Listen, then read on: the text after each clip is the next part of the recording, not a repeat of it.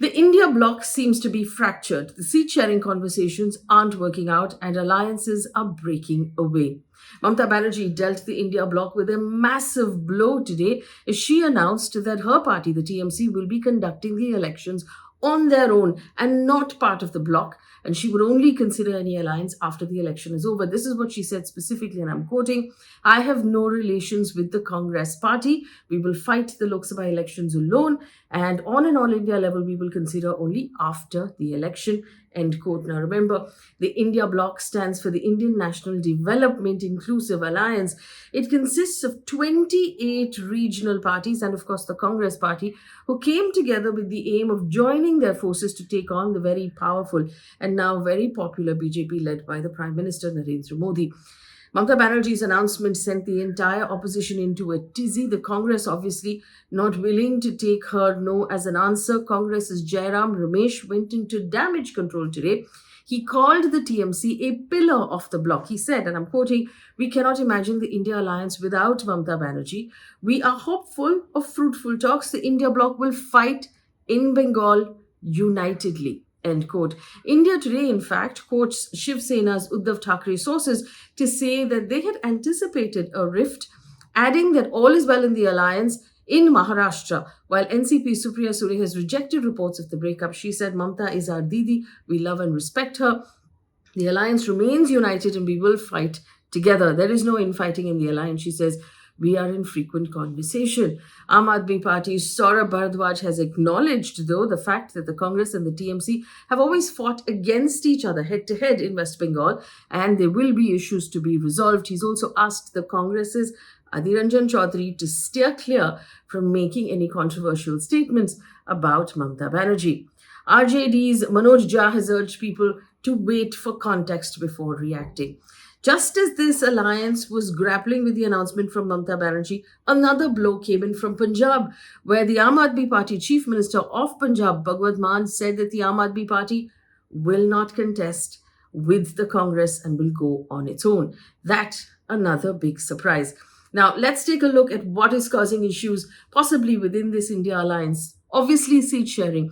The squabbling over seat sharing is not new. It has always been a problem for the Congress party, and it's brought the spotlight on this very critical fault line within the opposition alliances. In Bengal, the problem has rumbled on for weeks with no apparent resolution. Neither side is willing to back down. The Congress so far ignored the deadlines to close a deal and has sort of just let it drag on. We also know, remember, Milind Deora leaving the party earlier, ending his family's 55-year association with the Congress party, was about seat sharing. He had to give up his ticket, or there were rumbles that he would have to give up his ticket to the Uddhav Thackeray Shiv Sena faction, and he didn't want to do that, and he switched sides and joined Eknath Shinde as well. The issue continues to be tricky in states like Uttar Pradesh as well, where the Samajwadi Party and the Rashtriya Lok Dal have announced an alliance, but the Congress and the SP are yet to figure out how that seat sharing is actually going to work. Remember, for seat sharing, and this is important, basically in every constituency, there will be one, say, TMC candidate and a Congress candidate. The alliance has to decide who is going to contest, and one of them needs to step away or back down or concede and not contest. This tends to be tricky because parties consider themselves powerful, or they consider themselves of a higher winnability. And of course, the more seats you contest, the larger outcome you can expect, and the more powerful you will be in any sort of alliance conversation or negotiation in the future, which is why seat sharing becomes really contentious. Now, as of January 20th, a report suggested that the Congress had asked for 28 seats in Uttar Pradesh, and the SP was only willing to give up 10 seats. Delhi, talks between the Aam Aadmi Party and the Congress are apparently in an advanced stage. Remember, Delhi is a smaller sort of area, so there are fewer seats to even contest on. The insiders claim the Aam Aadmi Party is ready to give 3 Lok Sabha seats in Delhi to the Congress. Remember, the Congress here is the biggest party in the alliance. When it started off in this alliance, it came in very powerful. It had just finished the Bharat Jodo Yatra, that first leg that the Congress saw as a massive success. It was doing really well. It had won the Karnataka elections. It was feeling confident. Since then, we've had the 5 state elections, and that did not go well for the Congress. They lost a lot of their bargaining power in those 5 states. After that, remember, the Prime Minister and the BJP have become even more powerful after the inauguration of the Ram Mandir, and now they seem almost invincible. The slogan from inside the BJP is Ab ki baar 400 par, obviously feeling far more confident even than they did last time. So it's going to ask for a lot from the opposition and that India bloc to be able to take that on. But it seems at this point they're not able to find that common ground. One of the alliance members, former Jammu and Kashmir Chief Minister Farooq Abdullah, in fact, just 5 days ago, had pointed that time was ticking away. He said that if a seat sharing arrangement is not finalized and soon, this is a threat to the alliance, and there will be alliance members or alliance parties who will break away and form their own sort of plan to fight separately, and that is what we're seeing playing out. The other question where we saw differences of opinion within party alliance members was the new leg of the Bharat Jodo Yatra, the Nyay Yatra that Rahul Gandhi has embarked on. Remember, Mamata Banerjee on Wednesday actually said that she will not be joining that yatra. She said, and I quote, "They're coming to my state, but did not have the courtesy to inform me, even though I'm part of the India bloc. So there are no relations with me as far as Bengal is concerned," end quote. Previously, it was claimed that the Congress President Mallikarjun Kharge had written to the heads of all the India bloc members inviting them for the yatra. But despite this, at the start of yatra, not a single opposition bloc politician was at the start of that yatra, except for Danish Ali, who was there. So there does seem to be a lack of communication in the very least, but a difference of opinion within those alliance members. Then the second point that we saw them having a difference of opinion is on the Mandir inauguration, on whether or not they should attend and what their response should be to the Mandir inauguration. It became a sort of sticking point for the alliance. The CPM General Secretary Sitaram Yechuri was the first one to turn down the invitation to the inauguration, and he called it a politicization of religious belief and said that the CPM will not attend. The Congress, the TMC, the Shiv Sena, Uddhav Thackeray all agreed on the same thing, and they decided not to. Congress is Rahul Gandhi, of course, we saw wanting to enter a temple in Assam on the same day and was not given permission.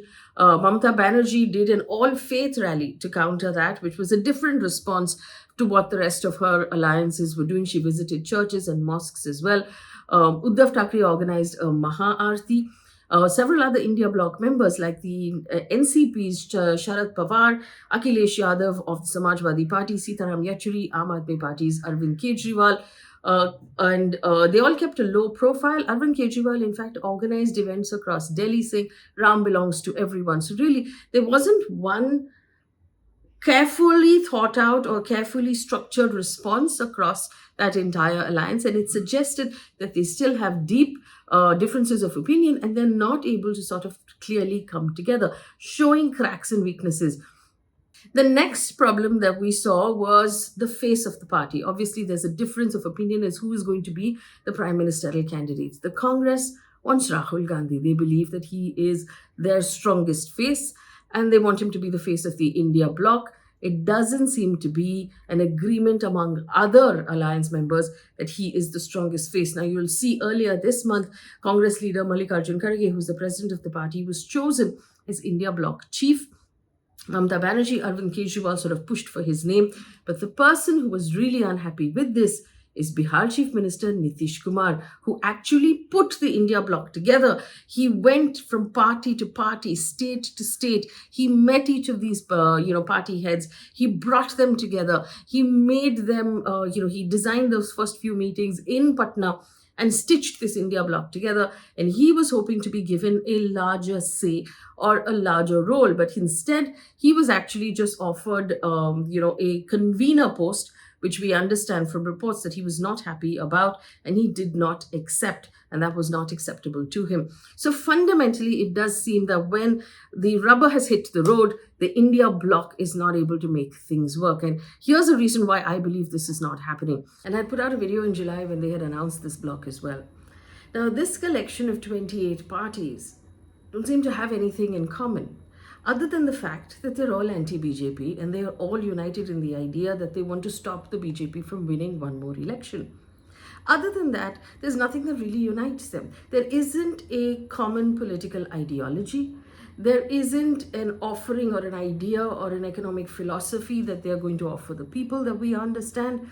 They don't have any sort of administrative ideas or alternatives that they are offering to what the BJP already has. So the Prime Minister, as you can see, is already very clear about what he's offering people. We've seen him make these speeches. It's called Modi Ki Guarantee. We're already seeing it in our newspapers. The advertisements are already out there. The India bloc doesn't even seem to be communicating adequately at this point. They're not able to bring all of these, leaders who are very powerful within their own states. So they're not able to put that sort of personal identity aside and come together on common ground, because their common ground right now is only the fact that they want to stand opposite the BJP, and they haven't actually found any other common ground. Going forward into the election, it's going to get more and more complicated, and they're going to have to put together a larger fight.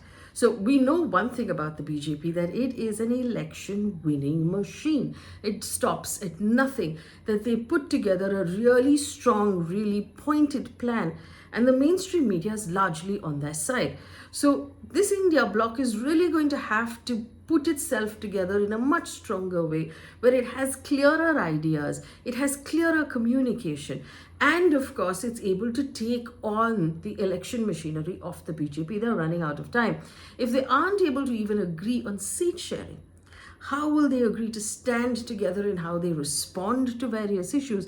How will they agree on one common sort of minimum program in which they offer the citizens a certain political ideology or an administrative idea or an alternative economic theory that people can sort of imagine when they go in to vote?